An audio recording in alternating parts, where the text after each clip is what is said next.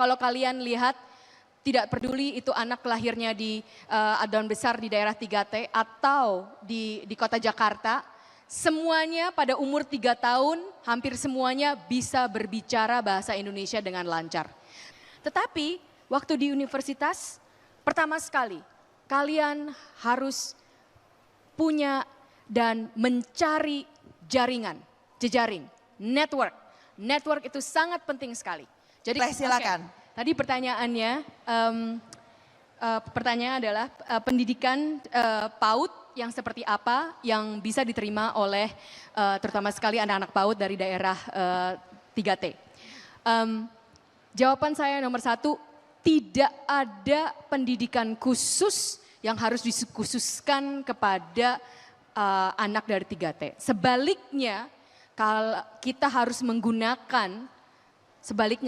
menggunakan bukti-bukti sains, karena ada sains bahkan banyak sekali bukti-bukti sains pembelajaran seperti apa yang sungguh bisa mendukung pertumbuhan kognitif.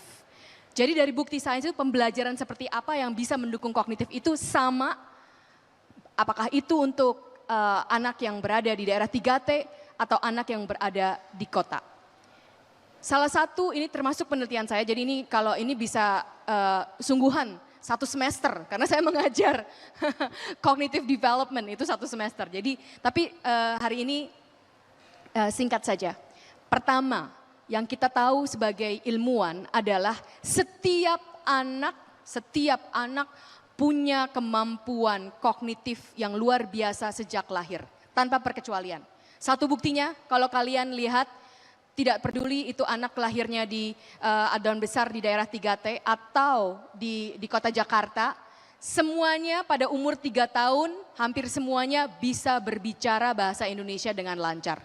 Tanpa ada yang mengajarkan grammar bahasa Indonesia, tata bahasa, tanpa ada yang mengajarkan satu persatu, ini namanya kursi, itu namanya sepatu, tidak ada yang mengajarkan, tidak ada bedanya. Tapi kalian bisa lihat ya, kalian mungkin belajar bahasa Inggris atau belajar bahasa yang lainnya, Jerman, Perancis, Tiongkok. Coba kalian belajar 3 tahun, fasih nggak? Nggak mungkin fasih, saya jamin. Nggak mungkin 3 tahun belajar fasih. Nah, itu anak-anak dalam 3 tahun itu hampir sempurna seluruhnya. Itulah bukti, banyak lagi bukti, tapi itu satu yang bisa kalian lihat. Jadi pembelajaran seperti apa? Kita tahu ada konsep yang sangat penting dalam pembelajaran, social learning. Apa itu social learning? Dalam menangkap segala sesuatu di dunia ini untuk mengolah informasi-informasi dari kecil, anak-anak itu dan juga orang dewasa, ini tidak ada bedanya, itu sangat diperlukan sosial. Jadi apa itu sosial? Anaknya bertanya langsung dijawab. Anaknya berbuat sesuatu ada tanggapan dari manusianya.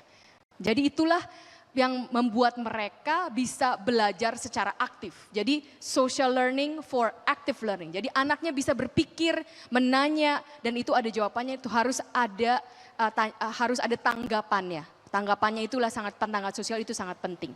Jadi orang tua berbicara, guru berbicara, saling tanya jawab, itu kunci dan itu banyak sekali penelitiannya, itulah yang menumbuhkan pertumbuhan kognitif kita.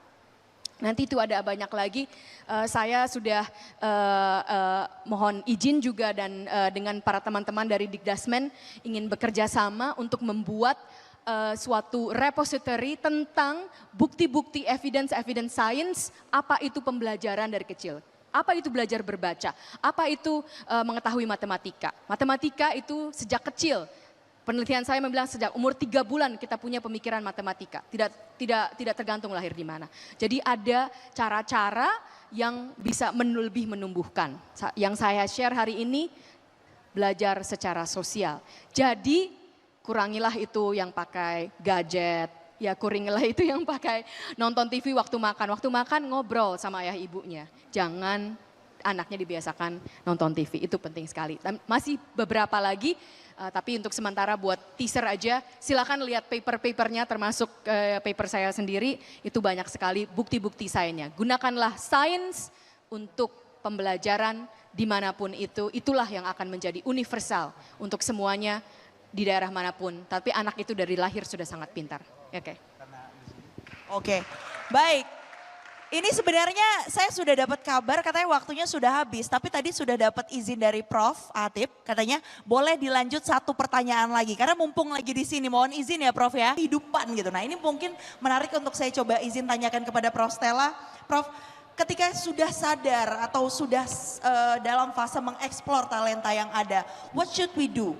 Ketika kita ingin mengenali diri, mengetahui talenta yang ada dan apa saja Prof yang kemudian harus dipersiapkan terutama ini bagi siswa kelas 12 ya yang akan melanjutkan ke pendidikan tinggi ke depannya untuk bisa memaksimalkan pembelajaran yang mereka sudah lakukan dan ke depannya. Terima kasih. Assalamualaikum warahmatullahi wabarakatuh. Selamat pagi, salam sejahtera, Om Swastiastu, Namo Buddhaya, salam kebajikan. Terutama sekali untuk kawan-kawan saya, adik-adik saya yang sangat saya banggakan. Halo semuanya. Kita sebenarnya udah bertemu ya, udah bertemu lewat daring. Oke. Kalau kita bicarakan tentang talenta, setiap individu yang berada di kursi di sini itu talentanya luar biasa. Ini saya sangat tahu karena saya sudah juga berkenalan dengan mereka. Sebagian juga saya cukup kenal dengan cukup baik karena saya sebagai pribadi sebelum menjabat sebagai wamen pun sudah bersama-sama dengan adik-adik kita. Saya akan menjawab pertanyaan ini dalam konteks masa depan yang sebentar lagi akan kalian timba ya, yang akan kalian jalankan. Dalam konteks pendidikan tinggi, dalam konteks pergi ke universitas, dalam konteks belajar di universitas. Satu, teruskan yang sudah kalian lakukan. Karena kalian bisa di sini, itu adalah karena kalian tuh sudah punya begitu talenta yang hebat, dan kalian juga sudah mengasah talenta itu dengan semaksimal mungkin. Tidak ada satu orang pun di sini, Mbak Mevri, yang tidak punya prestasi akademik yang sangat tinggi. Mereka hanya bisa di sini kalau punya prestasi akademik yang sangat tinggi. Itu tentu saja diteruskan. Itu diteruskan. Nah, tetapi SMA dan universitas pendidikan tinggi itu berbeda. SMA dan universitas itu berbeda. Apa bedanya? Dari kalian TK sampai SMA, kalian kebanyakan itu adalah belajar apa yang sudah ada. Belajar tentang ilmu-ilmu pengetahuan-pengetahuan yang telah dihasilkan oleh ilmuwan-ilmuwan sebelum kalian. Oke. Waktu kalian masuk ke universitas itu tetap akan berjalan. Tetapi tujuan utama di universitas adalah mengeluarkan ilmu baru, menemukan ide-ide baru, menemukan inovasi-inovasi baru. Dan semuanya itu dilakukan termasuk juga oleh mahasiswanya. Karena kalian, saya jadi berbicara dalam konteks kalian sebagai calon mahasiswa.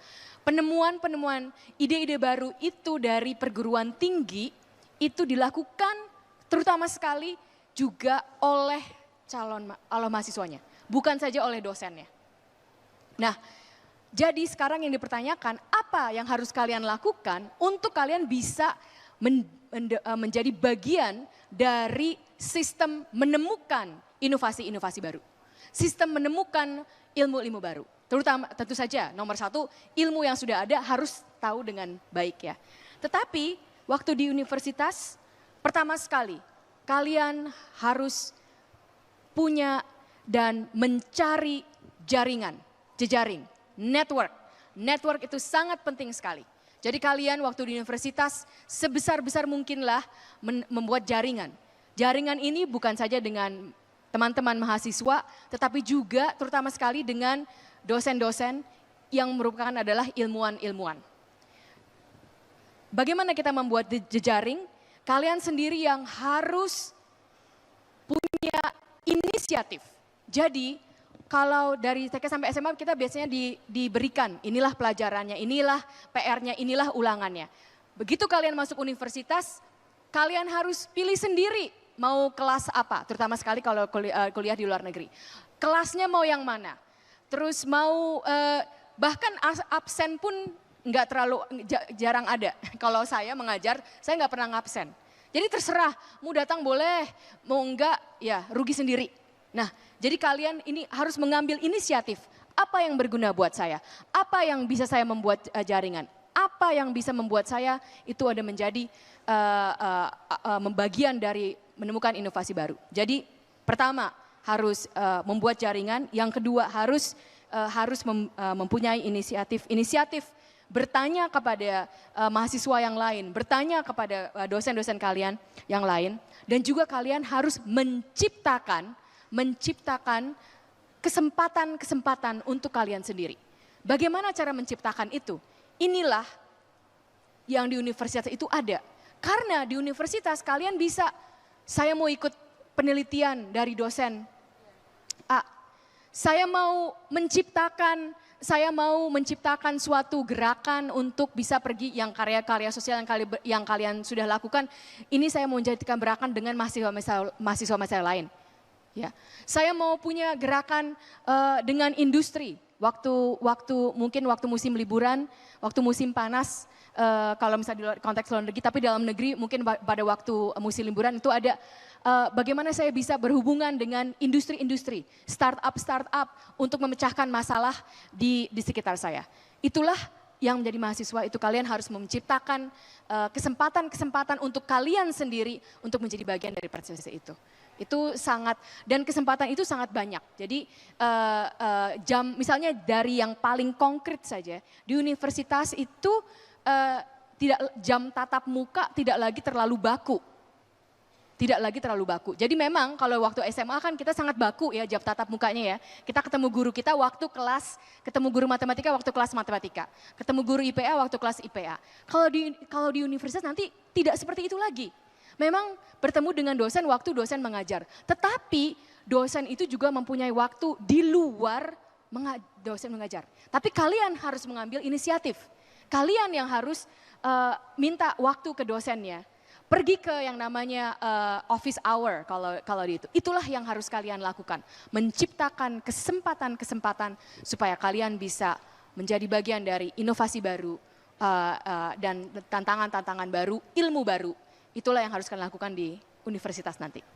Jadi intinya adalah keep doing what you're doing now, karena kalian sudah bisa dibilang di track yang benar nih dengan prestasi yang ada, tapi bukan berarti menutup ruang untuk makin berkembang. Harus diciptakan peluangnya gitu ya Prof? Ya, tapi yang paling penting lagi itu harus membuat jaringan, network, dan mempunyai inisiatif untuk membuat jaringan itu.